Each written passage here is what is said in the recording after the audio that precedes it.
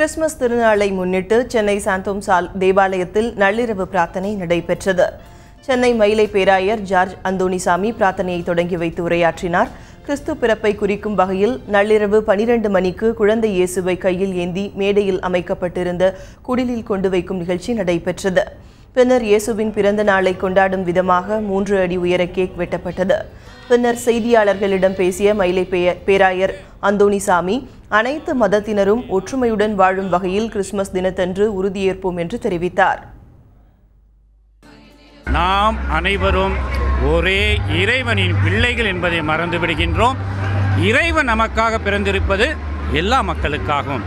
எந்த விதமான மதம், எந்த விதமான ஈனம், எந்த விதமான கலாச்சார வேறுபாடு இன்றி எல்லோருக்கும் இறைவன் பிறந்திருக்கின்றார்.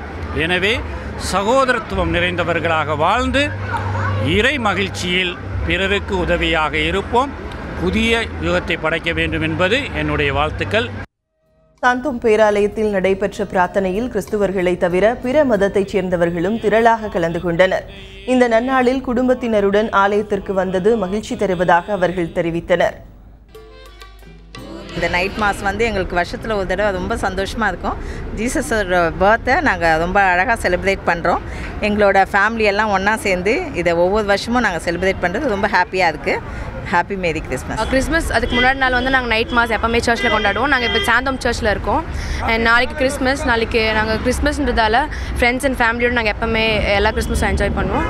அண்ட் இந்த கிறிஸ்மஸ் எங்களுக்கு இன்னும் ஹாப்பினஸ் தரும். ஜீசஸ் கிரைஸ்டோட பீஸ் எங்களோட ஹார்ட்ஸில் எப்போவுமே இருக்கும்னு நாங்கள் நம்பியிருக்கோம். Merry Christmas to all. தூத்துக்குடியில் பிரசித்தி பெற்ற 430 ஆண்டுகள் பழமை வாய்ந்த பனிமய மாதா ஆலயத்தில் கிறிஸ்துமஸ் பண்டிகையை ஒட்டி சிறப்பு திருப்பலி நிகழ்ச்சி நடைபெற்றது. அப்போது கிறிஸ்துமஸ் சிறப்பு பாடல்கள் பாடப்பட்டன. ஆயிரக்கணக்கானோர் இந்த நிகழ்ச்சியில் பங்கேற்றனர்.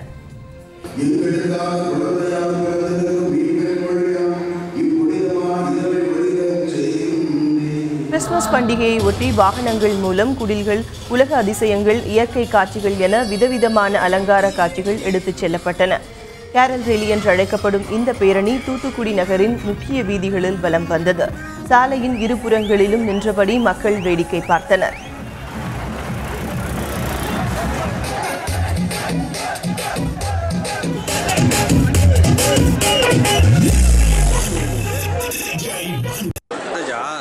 சேலம் 4 ரோடு பகுதியில் அமைந்துள்ள குழந்தை இயேசு பேராலயத்தில் நடைபெற்ற சிறப்பு பிரார்த்தனையில் 10,000க்கும் மேற்பட்டோர் பங்கேற்றனர்.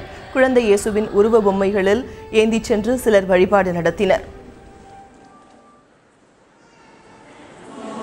இயேசு எப்படி நம்மளுடைய உலகத்துக்கு அமைதி வேணும்னு நினைச்சாரோ அதே மாதிரி இந்த உலகத்தில் எப்பயுமே அமைதியாக இருக்கணும், தீவிரவாதம் ஒழிஞ்சு நல்லா அமைதியாக இருக்குன்னு சொல்லி நாங்கள் கிறிஸ்துமஸ் இது பண்ணிக்கிறோம், ப்ரேயர் பண்ணிக்கிறோம்.